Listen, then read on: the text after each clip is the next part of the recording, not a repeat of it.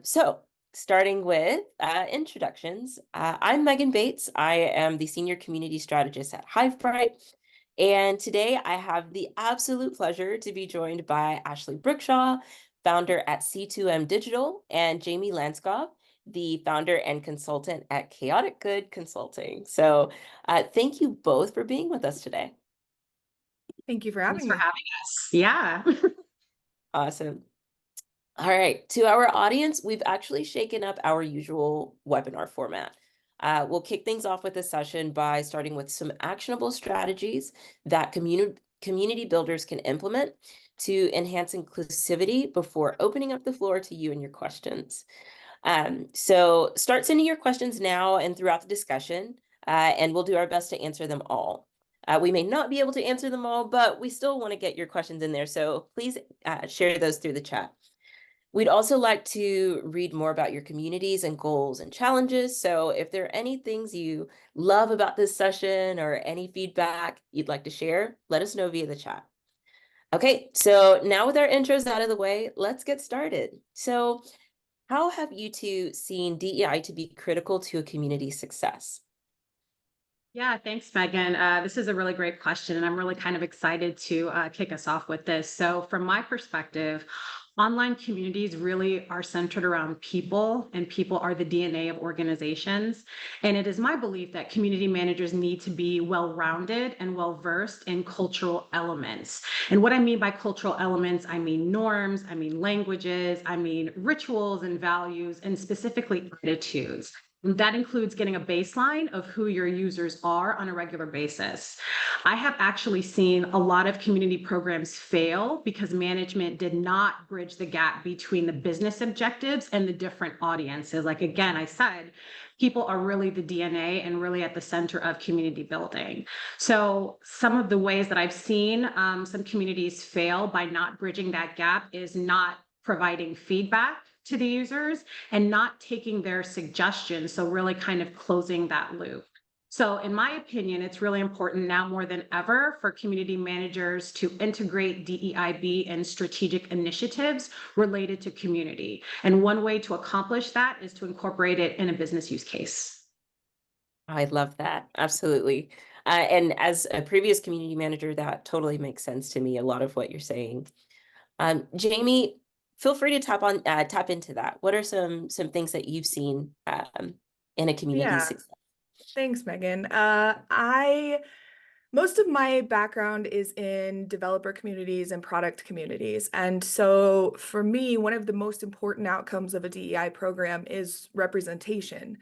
And a lot of the relationship that happens between your community and your company is or should be driving the development of your product and the progress of your company. And if you don't have appropriate representation in those conversations, either because your membership does not welcome more than just one subset into the group, or as a program leader, you're not making sure that you're bringing in some of the quieter voices and some of the folks from the different personas that you are seeing throughout your membership, you're only going to be building for the most outspoken and the loudest members. And that's fine for them. But at the end of the day, those people represent a very small percentage of the people you're actually trying to reach as a business. And so I think that is for a lot of business leaders what's missing from their understanding of community and the value that it can drive for the business. And even at a community level, if you take the product part out, you are building programs, whether it's engagement programs or outreach or growth, that are, again, only tailored to a small percentage of that group. And you're going to lose people and you're really going to struggle to grow. So I think for me, that is the absolute core of why DEI is so important in any community setting. Yeah, absolutely. I can totally relate to that, being someone who sometimes is, the extrovert who wants to be in the room, but also being someone who sometimes in a community needs to be kind of, behind the scenes or really kind of lowly engaged in that space. So really appreciate your answer in that regard. Yeah. So give me some high level ideas about community audits. We have a lot of clients and just general customers who are constantly asking, well, how do I perform a DEI audit? What are some things you think we should include in that? And how would you measure that progress? So I would look very first at what are the objectives and goals of your community? Why do you have a community?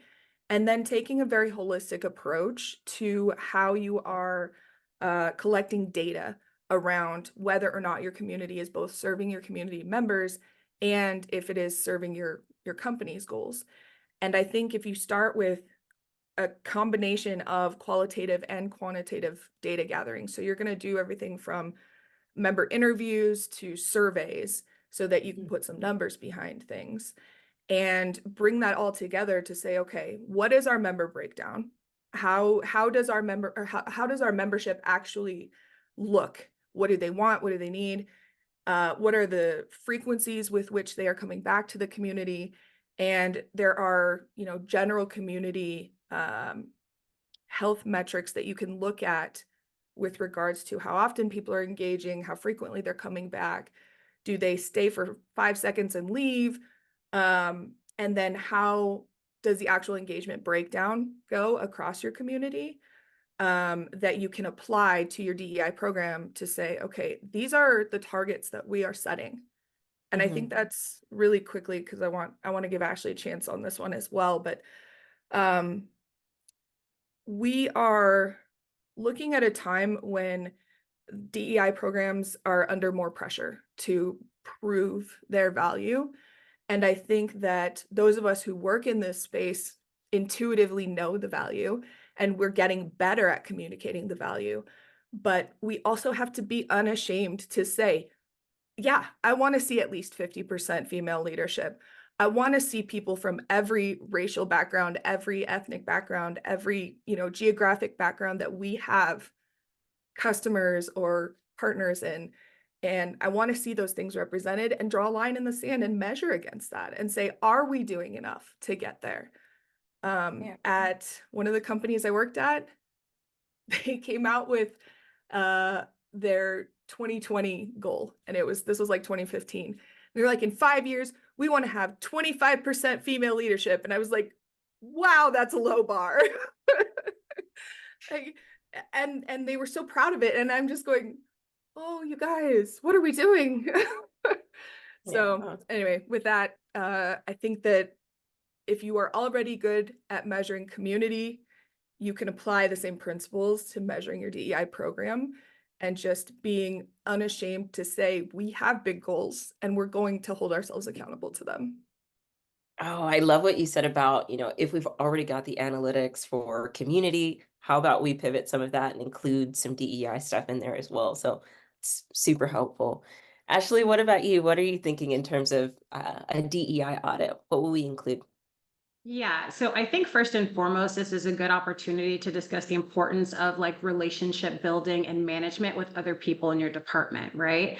So from my perspective, online community really is an organizational and digital asset. So for example, if you are working in an organization that has an online community for employees and there's HR data that you can leverage and pull from, I think it's really important to have those collaborative conversations with your partners, so that DEIB doesn't just become a community thing. It really is an organizational piece that you can leverage through the community and business analytics that you already have access to. So some steps that I have seen and done as it relates to just kind of doing a DEIB audit for your online community, it's really about taking a look at perhaps the external vendor partnerships that you have, having some questions around that. If you're using something for swag, for example, I think that that's a great way to do it. It's also about taking a look at the content and the programming.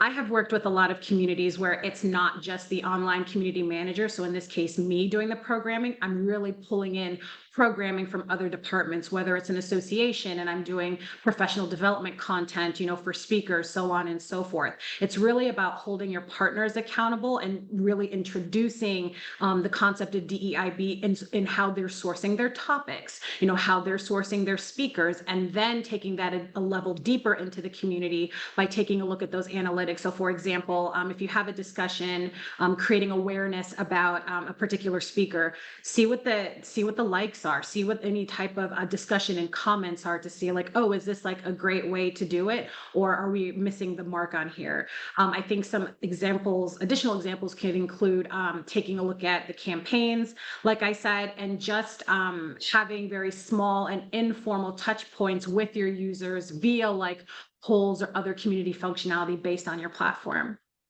That's awesome. Yeah, polls especially like help with your like community members who really struggle with maybe giving a lot of feedback. It's just a quick, Mhm. easy way for them to participate, which is really good. It's Can awesome. I want to follow up on something that you mentioned, Ashleigh, and that Yeah. was swag.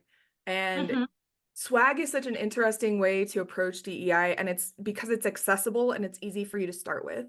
And Mm. it's something that you can make sure you have enough of all the sizes and not just the middle sizes, and making sure that you are looking for suppliers who are, Black owned companies or female owned companies or Latino owned companies. And, there's all these different facets that can help you to start establish that DNA. So I love that you brought up swag and speaker sourcing as two ways that people can kind of jump into it today. Yeah, absolutely. And one thing I kind of want to add to that, if I could as well, we're talking about the different type of suppliers. One thing I want to make sure that everyone knows on the call, as well as when we talk about DEIB, there's a lot of different ways to do it. And I know, and I've seen clients do this as well. Sometimes they're only interacting with these diverse suppliers during certain times of the year, right? So February, Black History Month, June, Mhm. Pride Month, March, Women's History Month. It's not just about engaging and reaching out and doing business with those suppliers during those specific times of the month. It really should be an ongoing integrated engagement strategy that you have if you're going to approach it that way. Oh, Ashley, that actually, I want to add to that. You've mentioned DEIB several Yeah. times throughout the presentation, and I know we know what that means, but some people may not know that last B means belonging. Yeah, And I think, absolutely. yeah, what's really critical about including the belonging piece to that is I think sometimes we assume DEI is just about making sure that we check the box, but I can check the box for being a Black person who's a part of a community or a woman who is a part of a community, but that doesn't necessarily mean that I feel like I belong in that Mhm. space. So the belonging is just as important as having the diversity, the equity, and the inclusion. So, so, so good. Absolutely. Yeah. Well, now I have seen so many questions in our chat, which is super exciting. There's a lot of folks who want to hear some more feedback from you guys. So are you okay with me taking some questions from the chat? Yeah, absolutely. I Yeah, am. Jamie, how about you? absolutely. Let's do it.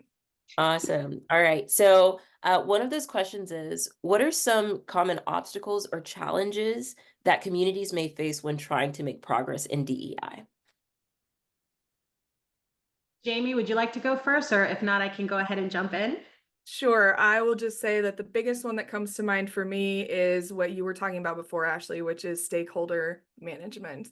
If Mhm. you don't have buy-in from the people who are signing your budget and the people who are managing your work from a supervisor position, you are going to really struggle to push your initiatives forward. And so making sure that your higher ups value the and understand the value of the programs that you are working on uh, just as much or more than you do, finding that executive champion is critical to making these programs work. And I think that that is probably the biggest obstacle that I have seen right out the gate for DEIB programs.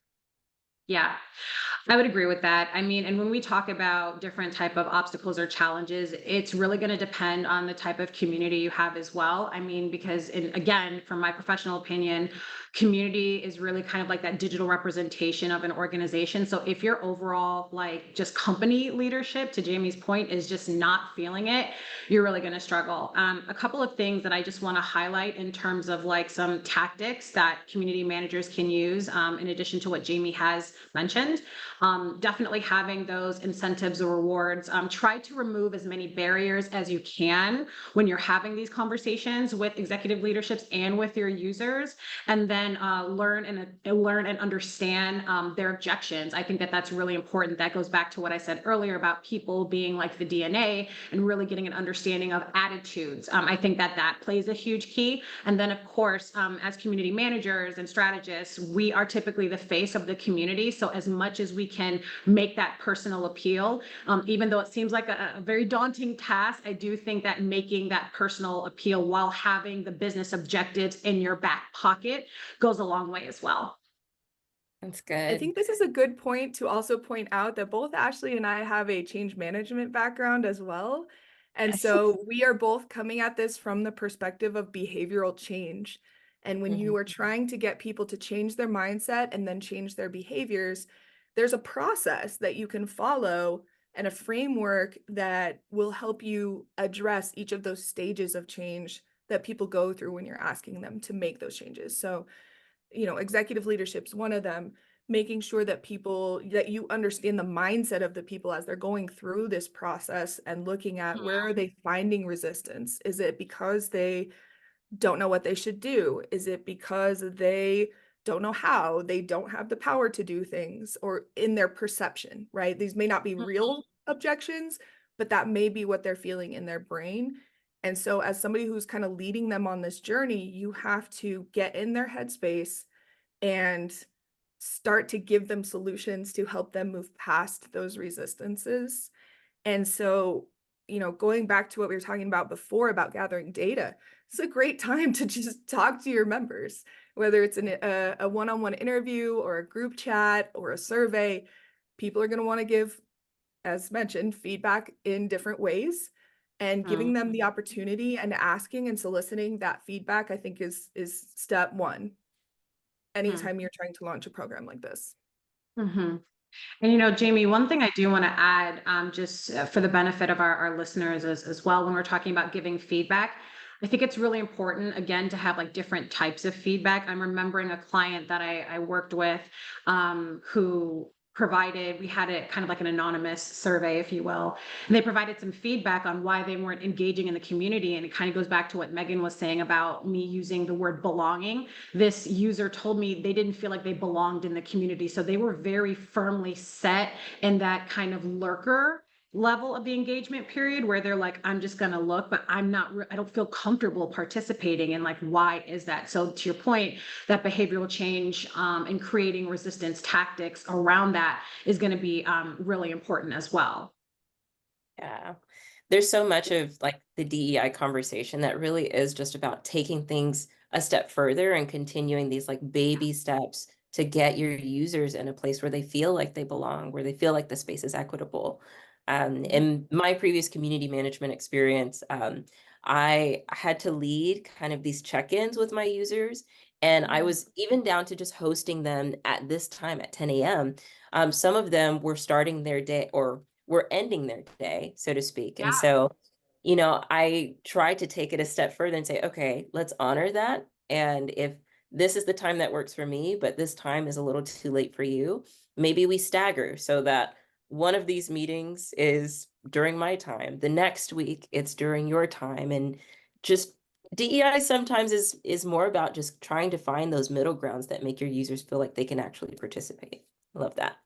Yeah, it's much more than just the demographics, like you said, like race, Totally. gender. It's not that. It's approaches to work. It's perspective. Like that is also very important as well, even from a change perspective.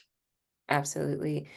Jamie, you said you took the words right out of my mouth earlier because I was thinking you're both change management like professionals. So, what resources do you think have informed maybe some of your change management perspective in DEI, but also just your general DEI perspective?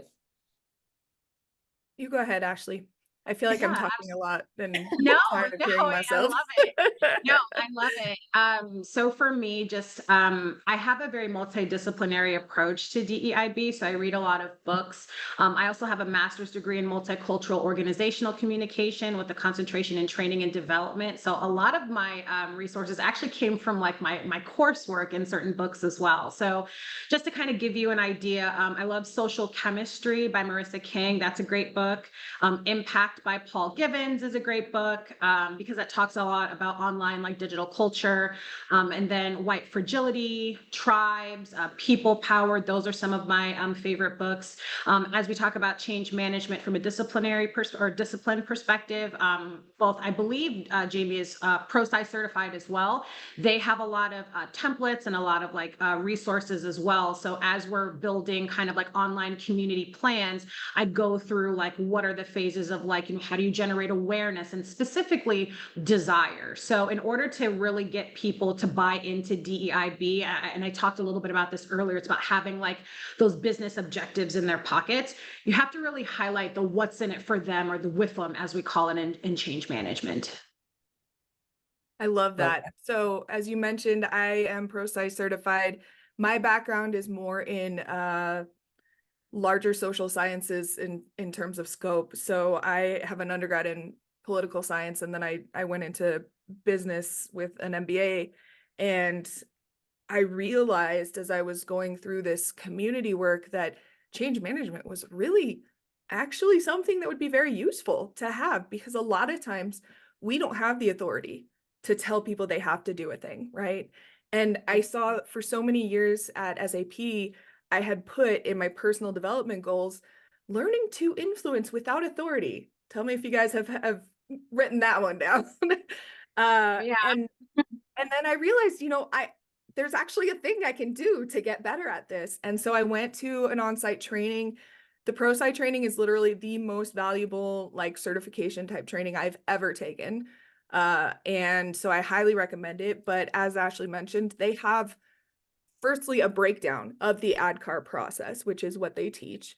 And they have a lot of templates and things that you can get access to that would really help you understand how this change management process works and how to implement that in your programs.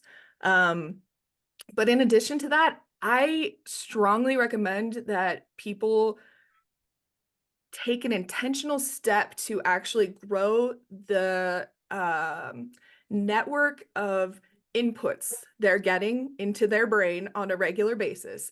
Go out and find people who don't look like you, follow them on Twitter, follow them on LinkedIn, start to hear more of their perspectives and just listen.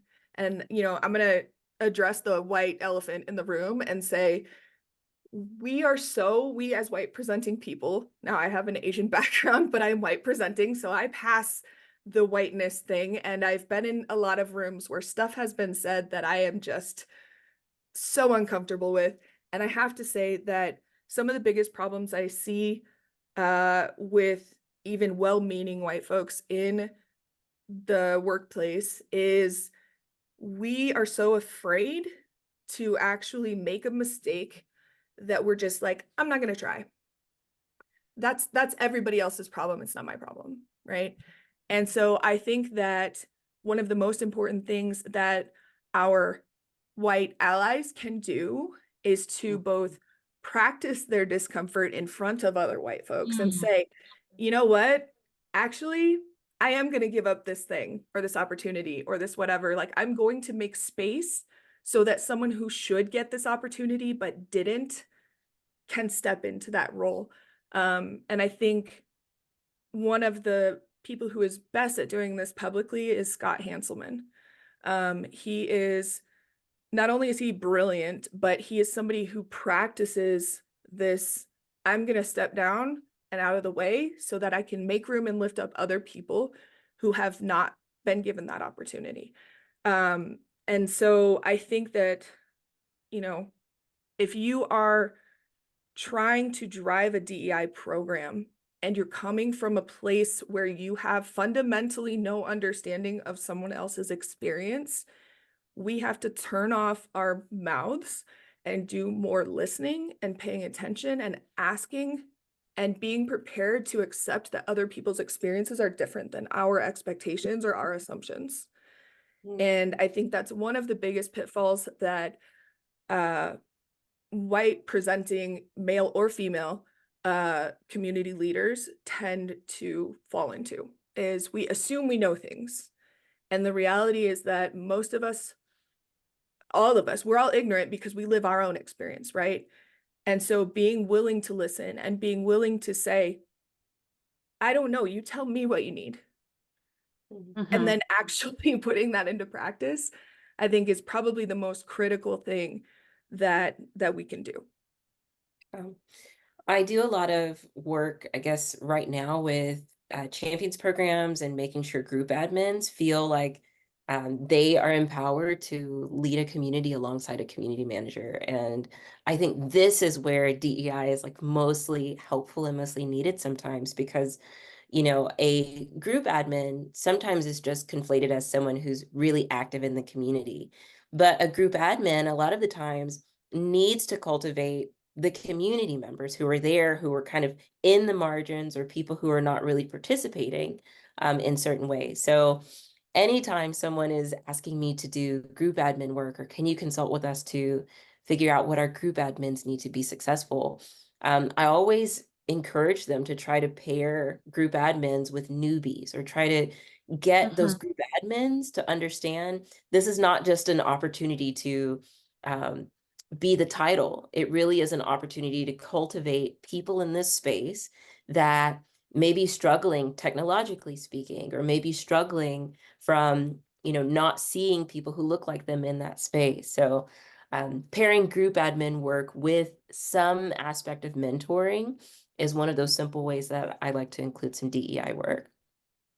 So, One thing, Megan, I was thinking about, if I may, when you're talking about too, is like the importance of the online community manager in setting, like, or in certain cases, reshaping the community culture, right? yeah. And what processes and operational organizational assets do you have that like supports that culture, right? So one thing, pardon me, that I have seen with clients when we're talking about, ambassadorship and like change champions, is how are you also sourcing that? Right? Is it an open kind of application process, or is it like a tap on the shoulder culture as well?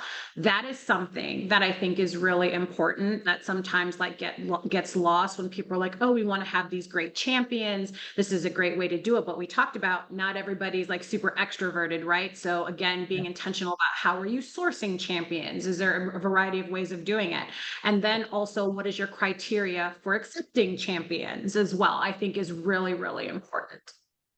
Absolutely, because if, let's say you're pulling from a company to create these super users or these champions, maybe your company is not diverse, but you're pulling in, 80% of your group admins from the company that's already not diverse. So maybe toning down some of or reducing the amount of folks who may be coming from a non-diverse community, and pairing that with folks who are diverse in that community, diverse in thought, diverse in geographical perspective, diverse in gender, all of those things matter. Absolutely.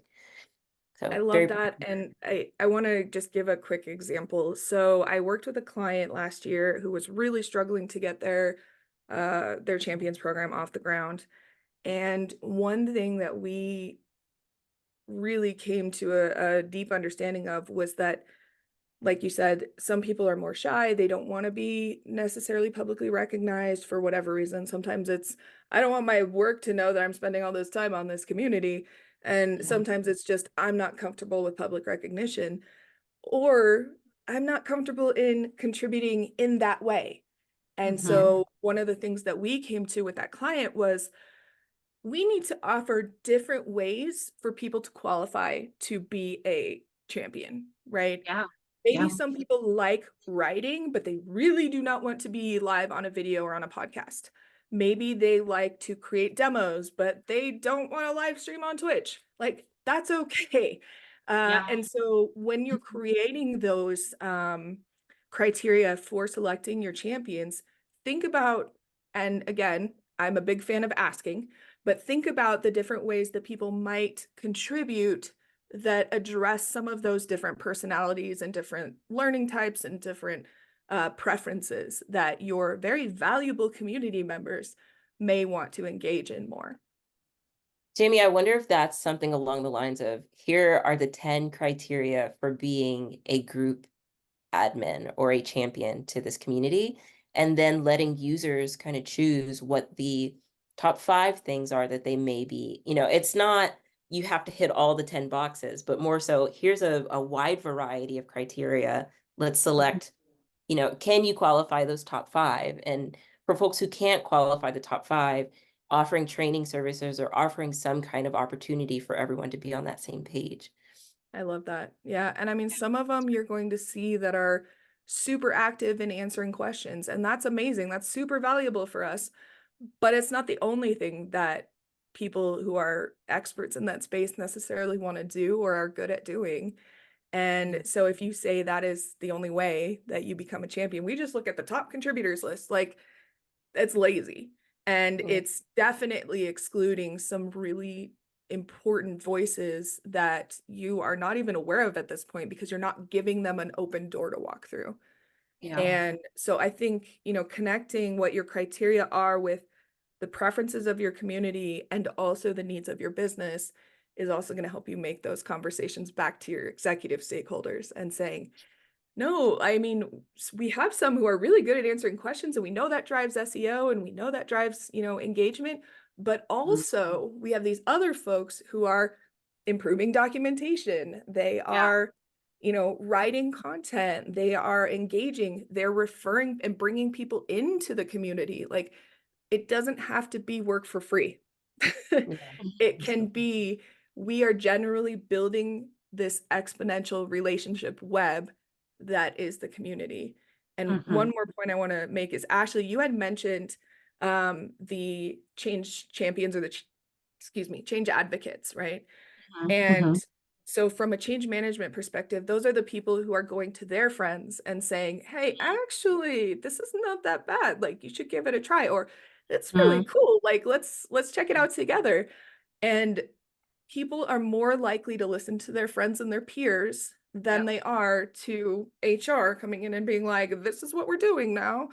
And so making sure that you are thinking about all the ways that somebody can contribute to your success and the success of the program is really crucial for making these things stick. Yeah. In a tiny way, it's maybe less about just saying, hey, we have opportunity to be a group admin, because sometimes that's intimidating to someone who's like, I don't know if I have the skills for that, or I don't know if I want to Or what's the participate. commitment? Yeah, what's the commitment? Yeah. But I'm far more likely to participate if I know that I could be just a historian or I could be just a greeter. I'm happy to greet folks twice a week versus doing a group admin task if needed. So that light pivot can really bring in a diverse group of folks who are willing to participate. Totally. Okay, love this. I'm gonna go back into our chat and see if there are any questions here. Let's see. How can community builders prioritize self-care when doing this work? Yeah, I can go ahead and kick us off with that because I think that it's first foremost to acknowledge that this work that we do for DEIB or DEI, however you want to kind of approach it, it can be very lonely. It can be very laborious. So I think just knowing that is like the first step. But what I do from a self-care perspective, just some tips and tricks, maybe block off some time as needed during the workday, 5 minutes, 10 minutes, especially if you're having something that's going on that's very intense. I've had to do that. I'm a big advocate of journaling. I have professional journals, so I kind of like get all my thoughts in and, kind of what has happened. If I had a particularly intense conversation with an executive, or if I, heard a story from a user where they felt like they were excluded, I kind of carry that sometimes. So journaling has really helped me. And also, if you're able to, I'm a Pilates girl. I'm a solid core girl. So trying to get some movement during your lunch hour, if that's available to you, I think is really important as well. Love that. Oh, I really need to step 2 feet into that one. I always feel better, but I'm always sitting here like, oh, I'm tired. I don't want to. So I have a whole talk on this. Actually, I was mentioning to Megan and Ashleigh at the beginning, before we jumped in here, that my mom has watched one of my talks, and that was it. It's called "No is a Complete Sentence," and that is my baseline, is recognizing that you can't do everything well. You can do a few things really well, or you can do everything poorly. And so recognizing what your priorities are and getting aligned with your management, I think, is step one from the beginning. And then having your manager have your back when you have to push back against other stakeholders, because let's be real, community managers are pulled in 15 different directions between, HR, product, marketing, support, engineering, and then, customer success comes along and is like, well, I need this stuff. And you're just like, I can't do all the things, right? So getting aligned early on, setting goals that you and your manager can get behind and saying either this is out of scope or it's not. This is in scope or it's not. Yes or no. And then starting to give yourself the freedom to say no is one of the best things I've ever done for myself. And recognizing that we have limits as humans, I think is the most important thing you can do for yourself. And then once you get into that habit, and if you really struggle with this, you can always practice with somebody on some really benign questions. Like if you have a partner or a child or a friend who will sit down with you and just shoot really ridiculous questions at you, like, can I borrow the shirt? And you go, no. Can I have that cookie? No. And you do it until it gets more comfortable. It probably will never feel fully comfortable, but at least comfortable enough that you can take a second. Don't respond right away. When somebody asks you for something new, you say, hey, I need to really reflect on that and see if I can work that in. And then go, okay, does this align to my North Star? Is this in scope based on what we agreed on? And if it's not, do I say no, or do I need to go to my manager and say, hey, this request was made by this VP of whatever. Is this something that we have to do? And if yes, what falls off? Because you can't just keep adding to the list. And I think especially since we work, a lot of us still remotely, it becomes very blurred between your home life and your work life if you don't maintain those boundaries. And so everything else, like I take a hot bath, I will nap. Napping is my sleep. I told my husband when we first started dating, it basically goes like this: sleep, kids, you. Like just upfront. So, all the other things that you can do to manage your stress is great, but I think we have to start with a better baseline. Yeah. Self-care is one of those things I think some people think is kind of too woo or very fluffy in nature. But I think what I pull from both of what you're saying is like self-care is really about this is who I am, and these are the things that I need to create a productive work and home environment.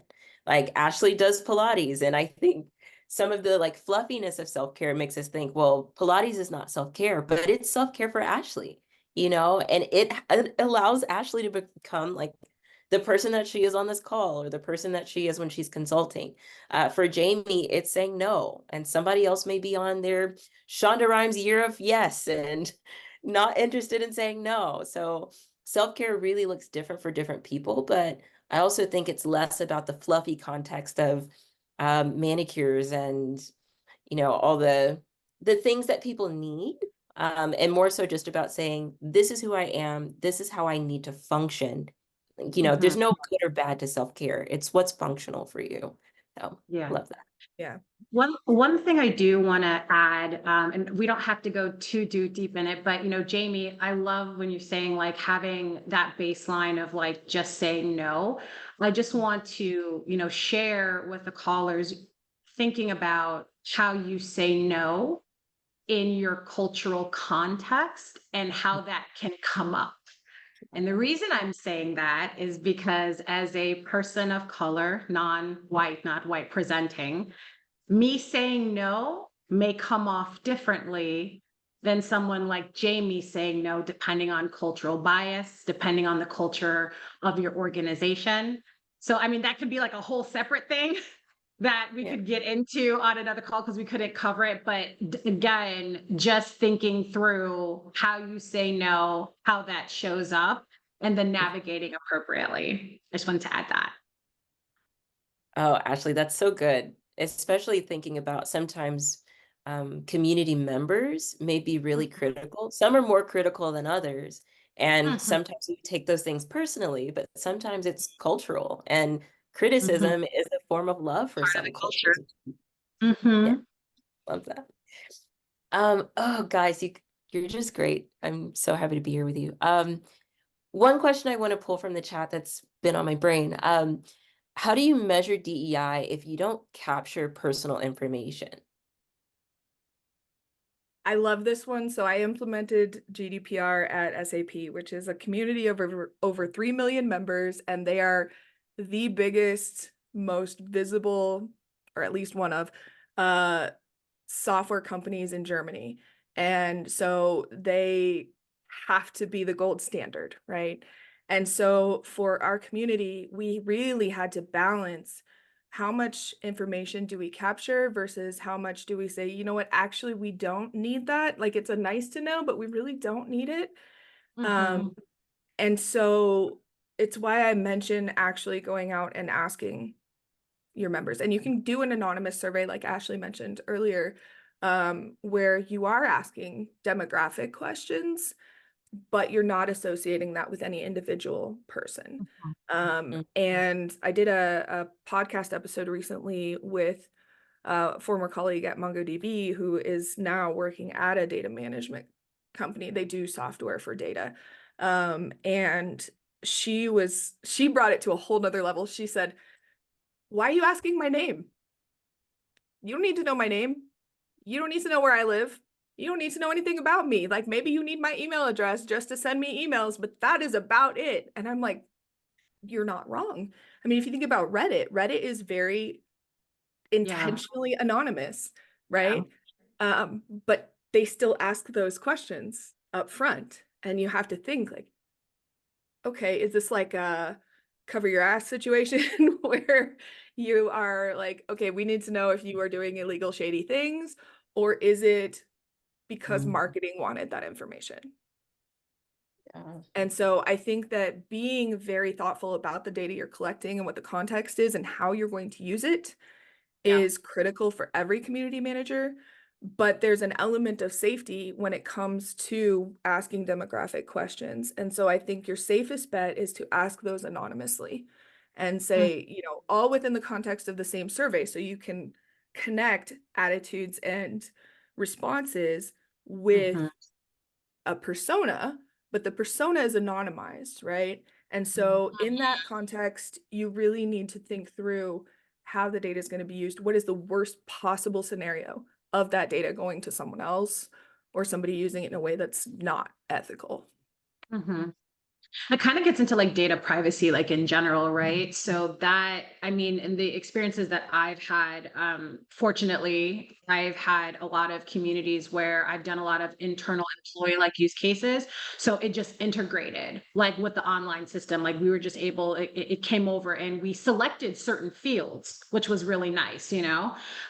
So I think to Jamie's point, it's going to be really kind of like thinking through what you're going to be using the data for, having a strategy, but also like having the conversations with other people like in your organization. Like, if does legal need to be involved, right? Does IT need to be involved? Does it need to integrate with their overall process and procedures? Or is there a clause already that covers online community? So again, it comes like with that change management perspective as well. Um, when I think about that in a community, are you using profile fields? Are you Yeah. using, yeah.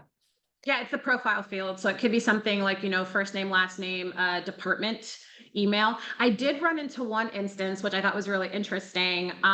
Some people don't go by their first name. You could meet someone named Mike, and in his SAP profile, his name is John. right? So that actually came for a very interesting conversation that I had to have with the IT department, as well as kind of like taking a look at the community to be like, there's their name that's in their like personnel file, but what if they have like a preferred name that they go by, because nobody knows them by that, right? So yes, so definitely like the profile fields for many specific integrations. Names are wild, aren't they? How much they can Mhm. impact your belonging and your inclusiveness, whether it's Yes. somebody who is transgender, but they haven't changed their legal name yet, or Yeah. it's it's a cultural thing where they have like a lot of my Indian colleagues in particular have really long names and they're like, yeah, most people just slaughter it if they are not Indian. So I go by Sam or whatever, right? Yeah. And then Yeah. to give them the respect and the convenience that comes with being able to decide how people refer to them, I think is really critical too for the especially for the belonging aspect. It's a great point. Could you share some tips for dealing with resistance in general DEI? Jamie, do you want to go first for that one? That's a tough one. It's one of those things that I am I struggle with every time I run into it because I don't know how to explain really well and to reach the people that just have, for whatever reason, okay, this is for my US folks. If Mm, you are in this political climate and you are basically so polarized that people stop listening to each other, it's very difficult to have those conversations. And part of it is removing the personal opinion from it and Mm, saying, this, one of my favorite things is saying, we don't do that here. I don't care what you do at home, but we don't mm, do that here. And establishing that as a cultural standard and empowering everybody around you to also say that, yeah. I think is one way to approach it. Um, Another one is, especially if you are talking to an executive who is pushing back, is like, this is a risk management issue. absolutely. This is a profitability issue. You know, turning it into a conversation about the business impact of not supporting these programs, I think is foundational to having those conversations with people who are resisting making those changes. And so I think in that case, it's a matter of understanding the organizational culture that you're working within. Is it a very top-down culture where the CEO says a thing and everybody's like, okay, I guess we're doing the thing, whether I agree with it or not, we're doing the thing. Or is it more flat where, you know, the leadership kind of listens to the upswell that comes from the ranks of the company or the organization or the community? And so for me, it's first again coming in and listening, understanding the culture that you're walking into, and then pulling the right levers to make the influential people uh Yeah.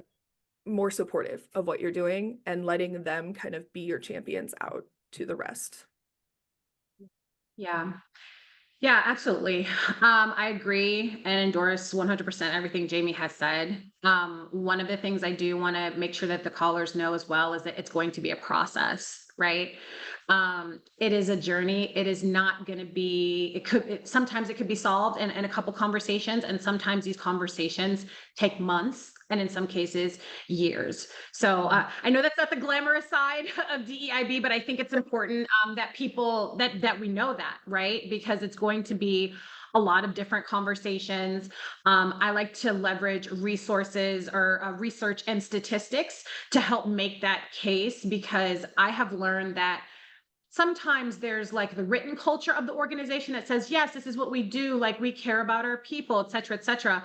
But then when you like dig deeper into it, they don't have the processes to support those people. They don't have like the artifacts to support those people. So it's really about, again, removing barriers, right? So any sort of time you're having a conversation, have a statistic or two of like a case study of another company that did something similar, to be like, hey, this is what this is what our industry is doing. Here's what DEIB like looks like in our industry. Are we missing the mark? This is a missed opportunity. That sort of thing I think is going to be really important. And then to, again, Jamie's point, kind of creating those change champions. And that's going to be kind of, again, a case by case basis. It's going to be making that personal appeal. It's going to be pulling out the what's in it for this particular person. And that's the other thing. What's in it for one executive can be vastly different than what's in it for another executive. One executive could be like, this is, I believe in it. It's a personal value. We're going to do it. I'm all on board. Another executive could be like, but what does this do for the business though? Or how does this impact my bottom line? Or how is this going to make my job easier? Or how is this going to make us more money? So it's just about knowing and having different tools in your arsenal as community managers and strategists to be able to pull those and surface them at the appropriate time, but depending on the conversation. I love that. And go ahead. Sorry, I was just going to say, digging into the motivations is really key to making those changes. And so I love that you brought that up, Ashleigh. Some people are more intrinsically motivated where they have a value statement, and some are more extrinsically motivated where they're like, show me the money. And one thing that came to mind also is the people who influence the people you're trying to influence are going to be different depending on who it is, right? So if you're trying to reach an executive who is maybe your direct reporting line, and they just are not having it, but if you go to their peer and you talk to their peer about it and say, hey, I'm really struggling to get Steve over here on board with this, would you mind having a conversation with them? Your executive champion of your program does not have to be your direct leadership. It makes it easier, but sometimes getting their peers to talk to them has more of an impact than somebody lower in the organization or from outside the organization coming and talking to them. I think that's important, like a stakeholder. Oh, I'm so sorry, Meghan. No, you're fine. Keep going, Ashleigh. You're good. I was just going to say, it's really important about having like that executive engagement plan. Like, what does that look like? And then in certain instances, doing like a DEIB roadshow for the community, I think is really important. Also, one thing as I'm thinking through this now, identifying where your executives are and trying to get like also on their agenda and on their calendar, I think is really important, that you can kind of surface like, here's the importance, here's why we're doing it, here's what it means for the business, and like, that 2 to 3 minute elevator pitch, because we know that executives, have short attention spans and they're like very busy. But if you can get like in front of them at like one of their meetings and things like that, again, having that conversation with maybe who's running the meetings or who's leading it, I think will go a long way as well, because at least you're trying to hit it from multiple angles. It's not just one route you're going to take to get there. That being said, it speaks a love language of mine, which is like calendars and keeping routine. Are there any practical frequencies you guys recommend for like how frequently should someone do an audit? How frequently should someone check in with a stakeholder? Anything that you recommend to your clients? So I do a lot of informal check-ins with the users. Again, we talked about like, polls or kind of discussion topics. I think it's going to depend on what is the overall survey strategy for the client and the organization, because one thing that we don't want to do is have a survey fatigue, right? So if your organization is already doing like an employee like survey and the community is like a benefit of the employees working there, seeing if you can slot in a question or two and then doing your own one maybe once every 6 months. But again, it's going to depend on your organizational culture and their overall survey strategy and approach. Absolutely. Thanks. I agree. I think minimum you want to do a big survey probably once every 6 months. If you have a specific initiative, that you're trying to work on where you really feel like you need a one-off or you need a more frequent check-in, then do the thing, right? But I love what Ashleigh mentioned about kind of sneaking some questions into other surveys that folks are already getting. It may be a challenge because your stakeholders are going to be like, but it's already long enough and we had to cut a bunch of questions as it is. And you're like, yes, but is that better than sending a whole second survey? So those relationships are critical. And I +1 to everything that Ashleigh said. I love that. We have a little time for one more question. So I do want to ask you guys just kind of the final one here, but what keeps you going? What keeps you motivated to do this work? I love that question. Oh, I I took I did my degree in political science because I've always been very equality and justice minded. And my initial thought was to go into law. And then I had a baby and decided business was probably easier for that life. But this has always been a core value of mine, is to do equity work.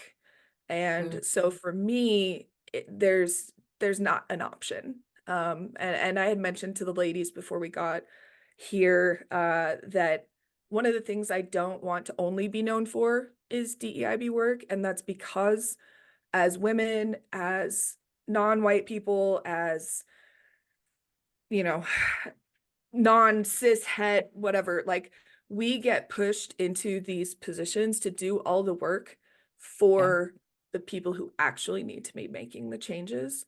And so for me, it hurts my heart to ever say, like, I don't want to be the one person carrying that banner. But at the same time, I'm always doing the writing and the speaking and, you know, all the things I can to continue to have those conversations and to educate folks who should have the impact and should be making the changes that need to be made to make all of this work. Good. Ashleigh, what about you? Personal value, definitely. I mean, I'm a firstborn generation Jamaican. I was born here. My mom came over here from Jamaica. My grandmother came over here from Jamaica, and I grew up hearing the stories and seeing what they went through as being the only person in their position at a predominantly Caucasian environment, and just listening to some of the stories that my mom was telling me and seeing how our world is now. There's definitely been some growth, but we're not near where we need to be. So definitely, just like I said, the personal value and even like my own personal experiences. That's beautiful. Yeah. And I think one thing that I wanted to add also is so I've mentioned a few times I'm white presenting. So my grandmother is full Japanese. She was in an internment camp as an 11-year-old. And hearing her stories, because this is Ashleigh, you sharing is what made me also want to share. Hearing her stories of being in the internment camp, what happened to her family's business when they were taken, you know, really obviously hits me in the heart. But then seeing how Islamic people have been treated in this country during my lifetime has just doubled down on that for me, because we have to keep pushing forward or we will slip backwards. And that can't be the country that I raise my kids in. Love that. Yeah. And hopefully a lot of that, you know, inspires it, like you said, you know, based on what has happened to your grandparents, you know, like thinking of them living in the world that we live in today, like there's no way you would want to see that happening to them or to anyone else for that matter. So thank you for that, Jamie. I really appreciate it. Well, guys, we are at time. So I'm so very grateful, one, to both Ashleigh and Jamie, but to everyone who's attended. So thank you for joining us. If there are any additional questions or feedback, please do drop that in the chat and we'll record that as well. We will be sharing a recording of this by email. So please, if you have any questions, give us a reply in that email and let us know your thoughts. And then final things here for our team, we'd love to get feedback regarding how this event has gone. So please do just share any feedback you have in our feedback survey link that will be dropped into the chat as well. But thank you guys so much. Ashleigh, thank you, Jamie. It was so great talking with you. Thanks for having us. Have a wonderful day. Thanks, Bye-bye. everyone.